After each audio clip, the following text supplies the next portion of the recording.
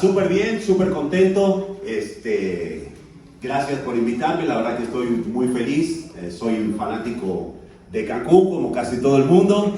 Estoy muy contento. Hasta hace un año, un poquito más, era vecino. Yo estuve viviendo aquí en Mérida y pude disfrutar más o menos seguido aquí de las bellezas de Cancún. Y bueno, y ahora qué bueno empezar a regresar a los eventos y que sea en un lugar tan hermoso como este. Así que bueno, muchas gracias Guampacón, muchas gracias a todos, Jessica, Dau, a toda la organización.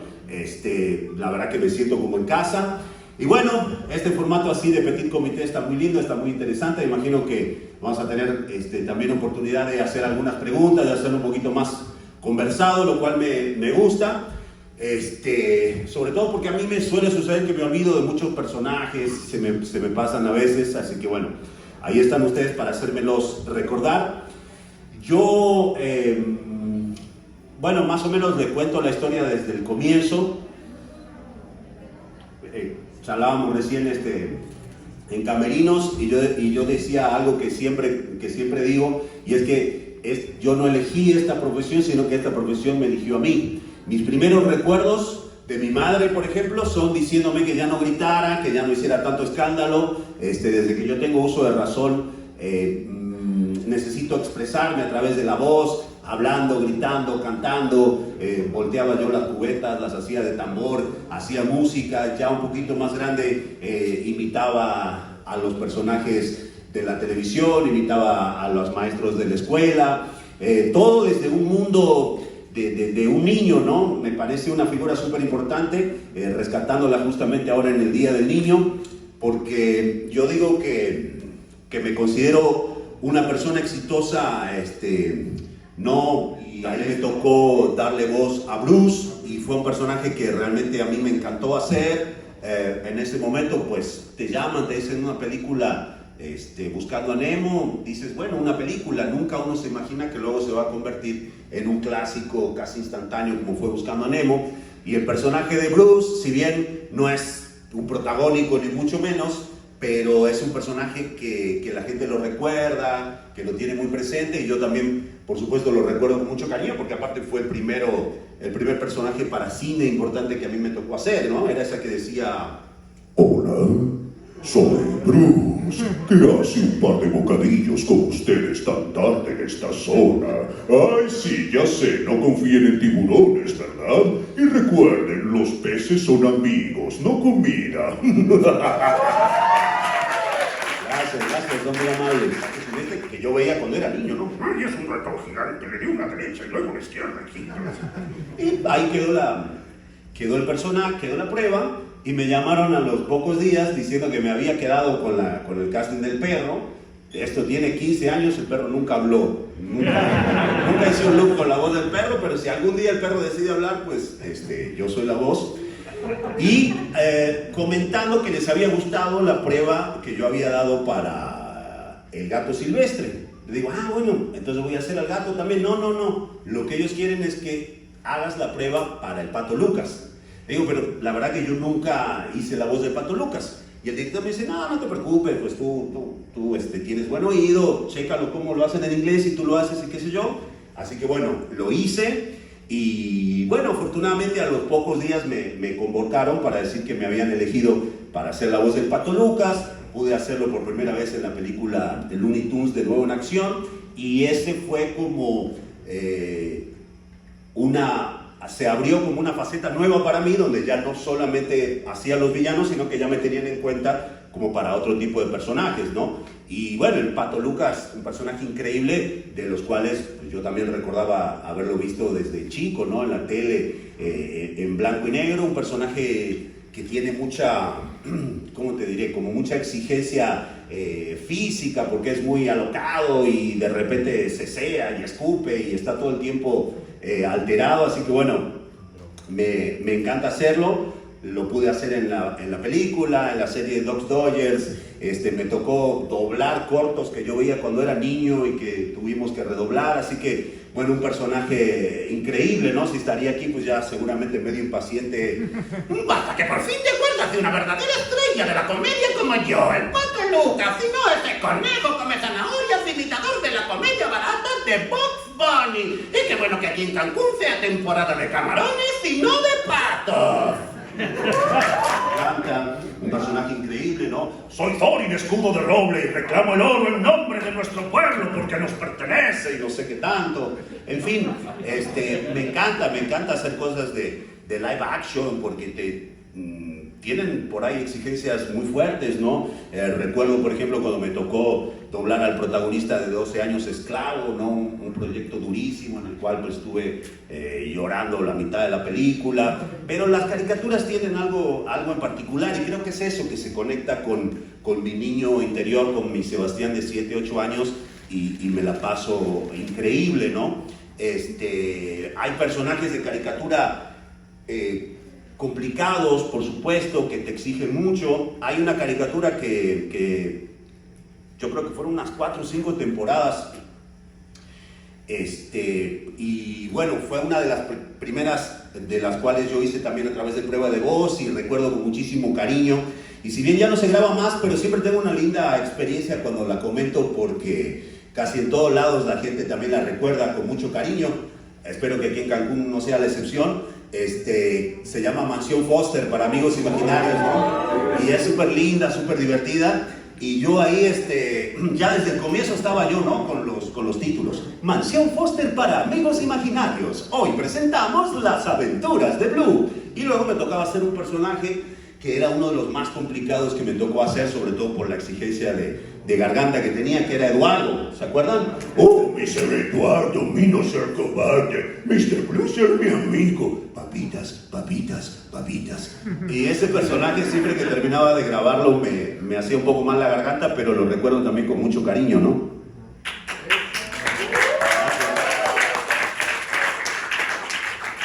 Algunos de los pocos personajes que siento que su voz se parece más o menos a la mía y con el cual me une una historia bastante larga es Diego de la Era de Hielo. Quiero mucho a Diego porque lo que nos pasa a veces a los actores de doblaje es que no tenemos, a diferencia de un actor de cine o de teatro, no tenemos tanto tiempo de convivir con el personaje. O sea, no sé, si eres un actor cuando estás haciendo teatro, pues te sabes la obra de memoria, ya te la aprendiste, ya la ensayaste 50 veces, estás muy metido con el personaje, lo conoces de memoria. En el cine más o menos lo mismo, la tele un poco menos, pero por lo menos lees la historia, estudias un libreto. El doblaje, como que mientras vamos haciendo el personaje, lo vamos conociendo, y cuando terminamos de grabar una película, pues ya se acaba nuestro contacto actoral. No tenemos el mismo tiempo, como decir, no, ¿sabes qué? Voy a hacer Stanislavski, me voy a meter, voy a doblar al Guasón, entonces me voy a internar en un manicomio. No hay tiempo para eso, lo haces en el momento que lo tienes que hacer. Entonces, cuando uno puede hacer un personaje en una saga, ¿no? Durante tantas películas, como en el caso de Diego, yo empecé en la Era de Hielo 2 y acabamos de hacer la 6 hace poco. Entonces lo vas conociendo y vas creciendo con el personaje.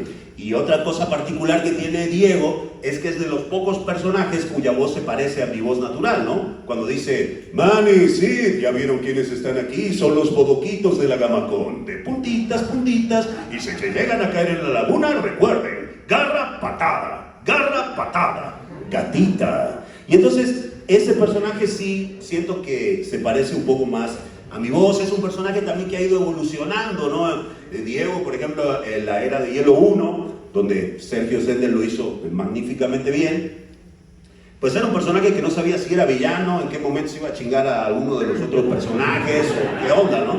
Y luego, con el paso de las películas, pues ya cuando me toca a mí, pues ya es un Diego parte de la manada, ya cada vez más buena onda, más alivianado. Entonces, bueno, ha sido una experiencia muy linda ir creciendo con ese personaje, trabajar siempre bajo la dirección de Pepe Toy. Me tocó hacerlo solamente en la última película, la última de todas. Pero bueno, no deja de ser una cosa interesante porque, pues, en particular para lo que es el personaje de Snape, esa última película fue como muy importante, ¿no? Se entendieron quizá un montón de cosas y me encanta haberlo podido doblar, ¿no? Cuando dice, tienes los mismos ojos de tu madre, te alimentaron como a un cerdo para el matadero, Cuando llegue el momento, la varita del muchacho no fallará, se lo aseguro.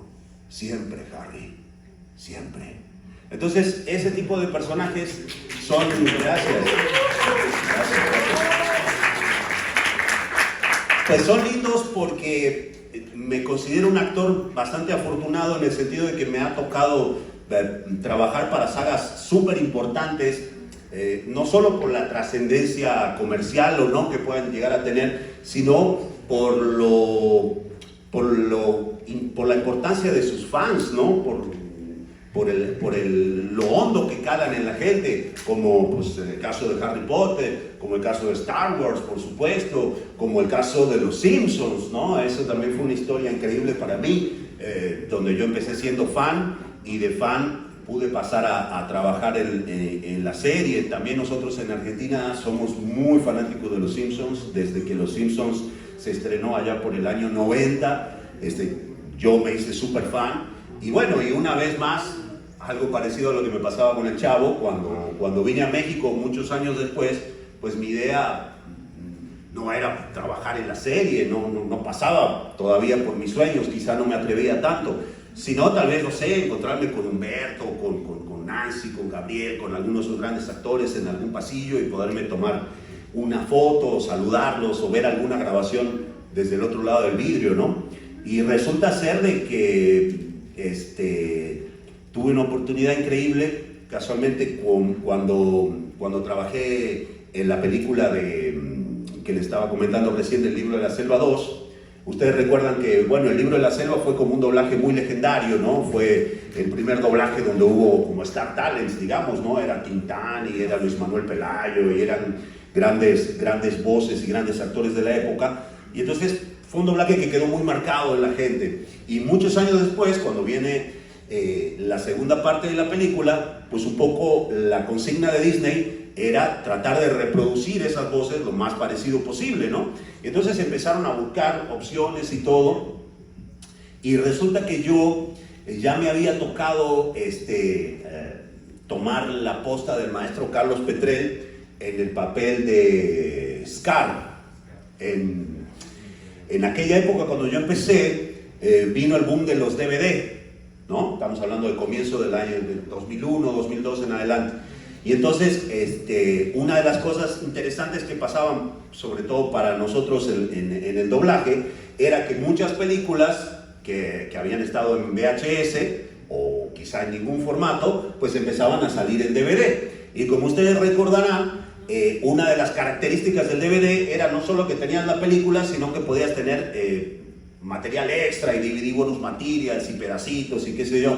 Entonces, pues ya don Carlos no estaba entre nosotros y entonces yo empecé a coincidir con él en algunos papeles, casualmente en un DVD bonus material de la película del Rey León.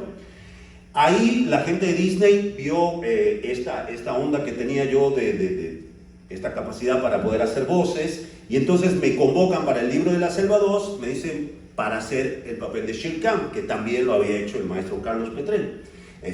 Por ejemplo, el papel de Balú lo hizo un sobrino de Tintán, o sea, se buscaron voces lo más parecidas posibles. Y fue el día del estreno, de la premiere en el Auditorio Nacional de la Ciudad de México, y cuando termina la función, ahí abajo me encuentro con el querido Humberto Vélez. Él había hecho al elefante, al capitán elefante, me ha tocado hacer en mi carrera, ¿no? Hola amiguitos, soy yo su amigo el payaso Krusty, mandándoles un saludito muy grande desde Cancún, Quintana Roo, y diciéndoles que ya dejen de comer esas pescadillas grasientas y vengan a comer unas ricas Krusty hamburguesas, 120% de grasas absolutamente transgénicas.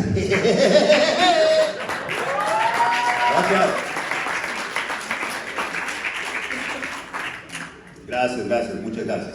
Así que bueno, la verdad que dentro de lo que es el mundo del doblaje me tocó hacer muchas cosas muy divertidas, caricaturas, acción viva, cosas súper entretenidas. Me ha tocado inclusive hablar en otros idiomas, en ruso, en francés. La verdad que uno se divierte un montón.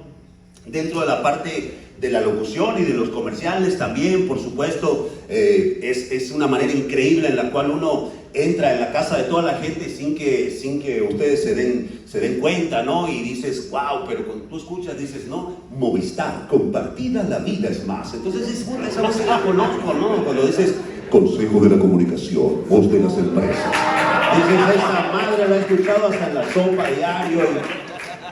Pero claro, cosas interesantes, no sé, recuerdo por ejemplo cuando hacíamos tantísimos puntos de rating, ¿no? Con el Bailando por un Sueño, y me decía, señor Yapur, ¿quién es la siguiente pareja? Llega al centro de la pista, Menganito y Fulanita, y ahí los tienes, mi querido Adal. Y eso eran puntos de rating los domingos, la gente le encantaba. La verdad que yo era muy feliz también haciendo ese tipo de programas, parodiando Pequeños Gigantes, tantas cosas que hice en la tele, súper divertidas también.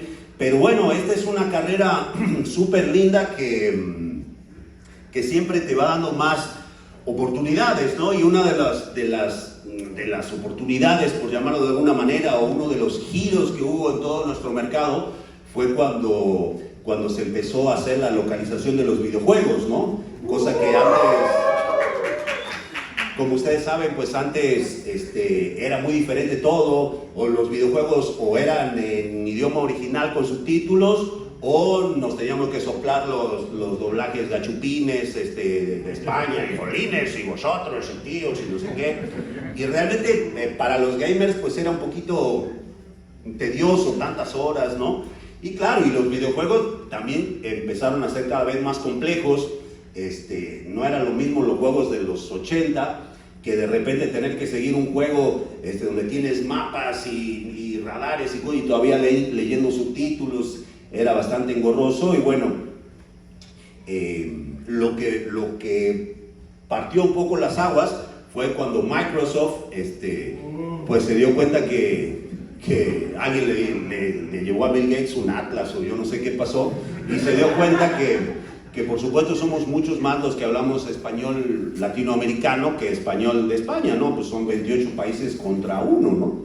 Y entonces deciden hacer su primer doblaje al español latinoamericano de un videojuego, que fue Halo 2. Ese fue un juegazo, y me llamaron para hacer un papel pequeño, un elite, no sé cuánto, pero me resultó súper interesante porque tuve la posibilidad de ver cómo se hace un doblaje de un videojuego. Es algo bien diferente a doblar una serie o una película o cualquier cosa, ¿no? Para empezar, pues tú no tienes imagen, no ves nada, solamente formatitos de onda, de frases cortas, y escuchas. Si acaso algunos videojuegos te muestran las cinemáticas, pero es raro. Todo es a mucha imaginación, ¿no? Y entonces, bueno, me pareció súper interesante el sistema, me encantó la experiencia. Y al poquito tiempo, yo creo que habrá pasado, no sé, un mes o menos, de la misma compañía me vuelven a llamar y me dicen, oiga, llegó otro videojuego, estamos viendo ahí, hay un personaje que nos parece que le puede quedar muy bien y qué sé yo, ¿se anima? Sí, claro, cómo no. Así que bueno, ya llegué al estudio y me presentaron al personaje en una impresión así de una hojita A4, un güey acá muy mamado, y tenía como una ametralladora con una motosierra en la punta. Me dice, mira, este juego se llama Gears y tienes que hacer este personaje que se llama Marcus Phoenix. Y entonces, pues, la verdad que yo no hice esas expresiones porque no tenía idea qué era lo que iba a pasar. Lo que sí hice una expresión bastante de sorpresa cuando entré a la cabina, y ahí resulta que veo el guión y cuando lo empiezo a ver, que estaba en Gachupín, y vosotros, y no sé qué. Entonces le digo al director, le digo, oye, aquí, ¿qué onda con esto? Ah, dice, no, me olvidé de comentarte. Lo que pasa es que los primeros doblajes los encargaban estudios de España, ¿no? Que les decían, de nuevo, estos gringos no muy iluminados ahí con la cultura general, entonces les hacía fácil, le daban a España y le decía, tú dame español ibérico y español latinoamericano, ¿no?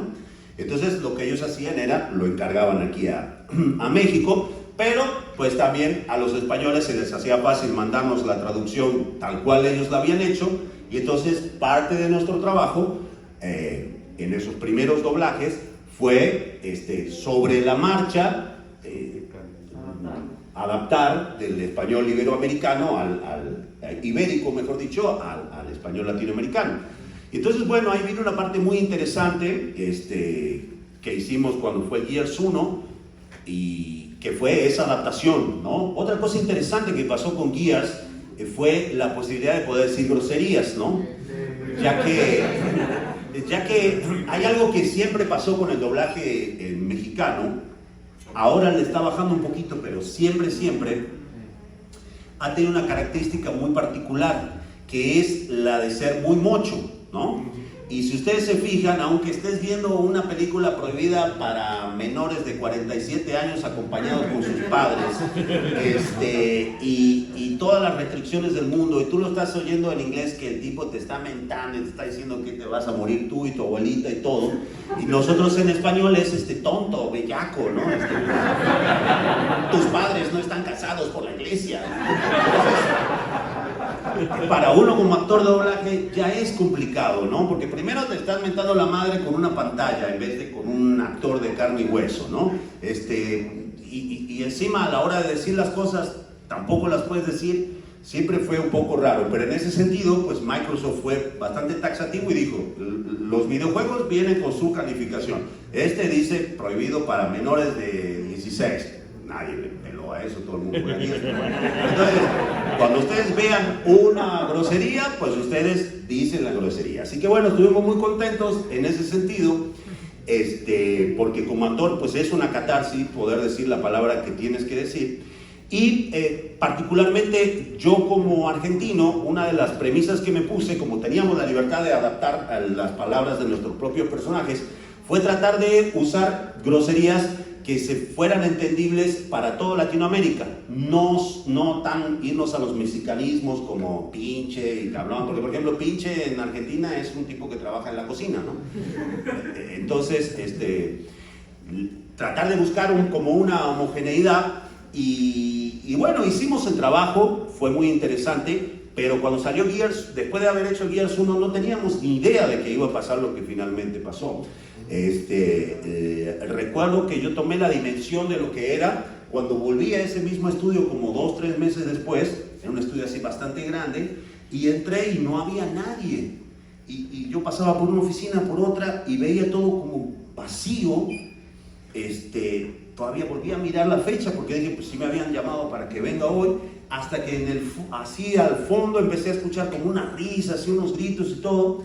Me fui acercando y ¿qué es lo que había pasado? Había llegado la copia del Gears 1 y estaba todo el mundo en una tele al fondo jugando, botados de la risa, súper enganchados con el juego, y dije, wow, o sea, esto, y hablé, me dice, no, que el juego está increíble, qué sé yo, y bueno, de ahí explotó todo el fenómeno Gears, un papel de Marcus al cual yo le debo muchísimo. Tuve la oportunidad de hacer Gears of War 2 en Madrid, en el mismo estudio donde se estaba haciendo el de España. Me fui padrino de muchísimos eventos en toda Latinoamérica. Realmente ha sido una unión increíble la que me ha tocado vivir con Marcus, y hasta el día de hoy, ¿no? Ya van, el primer juego salió en 2005, 2006, y bueno, todavía sigue vigente. Es un personaje increíble al cual yo quiero mucho, y a pesar de que es un juego relativamente violento y todo, pero siento que también deja mucho mensaje a la gente, ¿no? Hermanos hasta el fin, ningún soldado se queda atrás, y como les digo, a pesar de que es un juego que uno lo pudiera ver como violento y como grosero, pero las experiencias más lindas en mi carrera me han pasado a través de Gears, ¿no? De gente que me ha dicho, pues yo tenía por ejemplo, una relación pésima con mi papá, pero pues empezamos a jugar Gears juntos y a partir de ahí nos empezamos a llevar súper bien. Gente que ha pasado por situaciones muy duras en su vida y que lo único que podía hacer era mover un control, y jugando Gears pues se pudo reponer.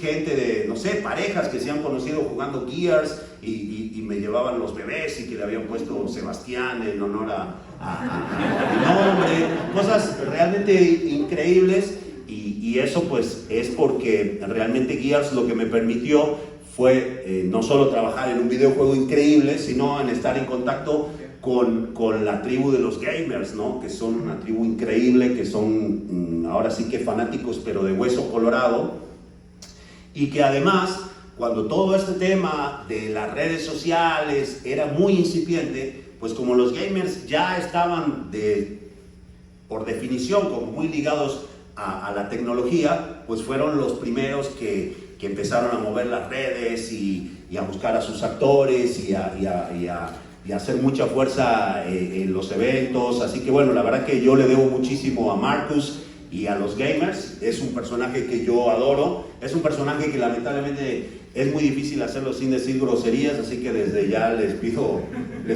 una disculpa, pero es un personaje que también tiene cierta ironía, ¿no? Por ejemplo, no todo es violencia. Cuando de repente va y te corta la cabeza con una motosierra y luego te mira y te dice: mira mamá, sin cara. Y claro, si tú me la acabas de arrancar con la... Tiene esas cosas, ¿no? ¡Qué detalle! Entonces, tiene un humor también muy ácido, Marcus, a mí me encanta.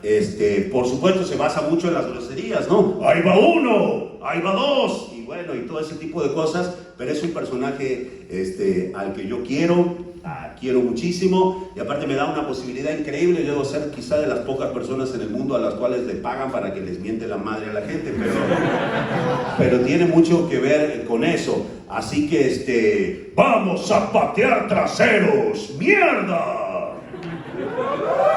No, así un poco por sorpresa, alcancé a limpiar la silla, no mentira, alcancé a preguntarle al director ¿qué onda? ¿Cómo lo quieres? ¿Cómo te gustaría que nos basemos en el inglés? Me dice, sí, vamos a basarnos en el inglés. Así que bueno, más que por un lado me traté de reponer de los nervios y por otro lado dije, bueno, algo que creo que es importante para nuestra profesión, pero también para muchos otros aspectos de la vida, la competencia siempre es contra uno mismo, ¿no? Es decir, cuando uno va a dar una prueba, un casting, pues es imposible tratar de adivinar qué es lo que puede hacer que el otro te elija o no te elija. Y si te quedas pensando en eso tanto antes como después, ¿no? ¿Por qué no me eligieran? Te vuelves loco. Entonces yo creo que lo que mejor puede hacer uno es competir contra uno mismo, es decir, voy a tratar de dar mi 110 o mi 120%, ¿no? De ahí en más lo que pase, pues ya no será cuestión del destino, pero yo me voy con la satisfacción de que di todo lo que pude. Así que bueno, lo hice lo mejor que pude, me bajé, saludé también a los otros sin decirles nada y bueno, y fue muy grande mi alegría cuando varias semanas después, casi yo ya me había olvidado del tema, me llamaron para decirme que en Disney me habían escogido como la voz oficial para Darth Vader. Fue algo increíble. Lo primero que recuerdo que me invadió a mí fue, por supuesto, la alegría, ¿no? La satisfacción inmediata, pero casi junto con esa alegría y esa satisfacción, lo que me invadió fue un sentido muy grande de la responsabilidad, ¿no? Porque ese es carajo, o sea, se trata de un personaje legendario y pensar en todos ustedes, ¿no? O sea, lo segundo que se te viene a la cabeza, pues son los fans de Star Wars, ¿no? O sea, entregados, dedicados, meticulosos, críticos, gente que lo viene siguiendo desde toda su vida, gente que no solamente es fan por sí mismo, sino muchos hasta son fans por herencia, ¿no? Porque su papá era fan y desde chico les inculcó el cariño y bueno, y es un poco meterte en el inconsciente colectivo de la gente, ¿no? En esa memoria que tenemos todos, donde pasa algo muy particular. El tema del doblaje juega con tu memoria, juega con tus recuerdos de infancia, y entonces a veces lo que sucede es eso, que uno dice, no es solo mi trabajo lo que yo estoy haciendo, sino que yo estoy compitiendo no solo con el personaje, sino con el recuerdo que tú tenías de cuando tenías... Ahorita termina el compañero de hablar y seguimos. Venga, mándale saludos, dile que aquí estamos en...